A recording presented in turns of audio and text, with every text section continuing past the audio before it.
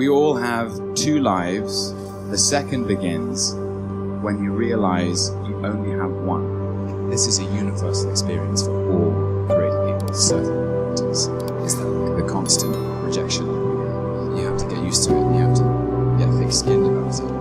You'll never win unless you also stand to lose. Everything is possible and nothing is guaranteed. Take the pains, be perfect. I think a myth in the business is that we all have everything to choose from, so we don't. I know I'm not top of everybody's list. It's just you have to earn that place. But sometimes you might read something and think, I have read things and gone, wow, this is amazing. And I've chased it down and knocked on the door and people have said, actually, it's not you, Tom. We're thinking of someone different. And then my job is to keep knocking on the door and say, let me see if I can change your mind.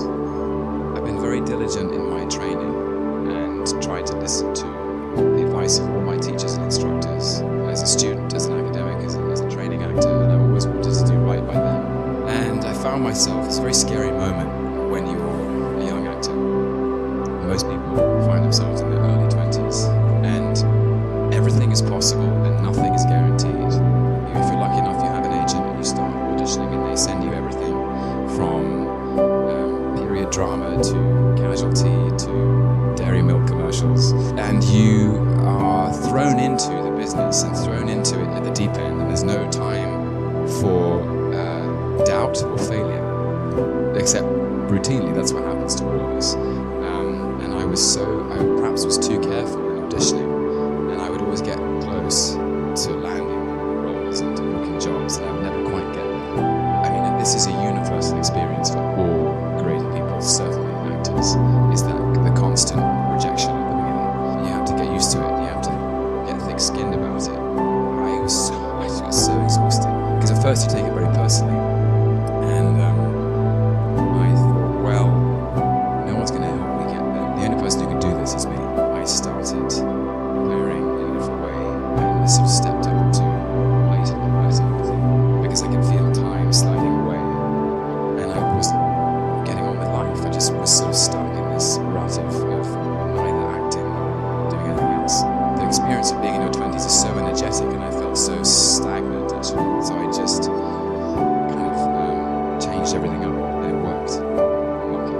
I don't know that I've ever been able to do anything.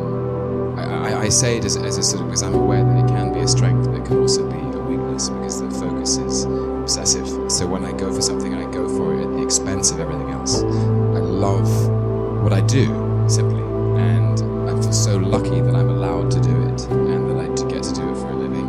And cinema and theatre have had such a profound effect on me in my life. And so I always, every time a new script or a new role comes along, I'm motivated by the thought, I won't forgive myself if I don't give it everything. But I do try to choose different kinds of things, because I'm interested in the diversity of people and the complexity of people and the multiplicity we contain within it. So I really think the thing that unites us all in the world is that we are constantly inconstant, and that inconstancy and that contradiction is something that I've always tried to explore with my characters, because I think that we contradict ourselves all the time. There's the Walt Whitman poem, The Song of Myself. I am large, I contain multitudes, I contradict myself. We all have two lives. The second begins when you realize you only have one. So I'm not wasting any time.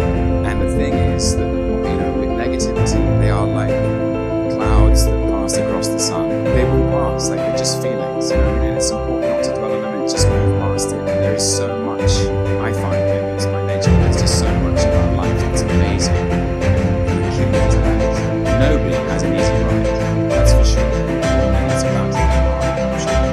But it also gets better. And once you go through those experiences, you just have to sort of go, it is what it is, and you can pass it. You just need to tap into how amazing this stuff is. I think always trust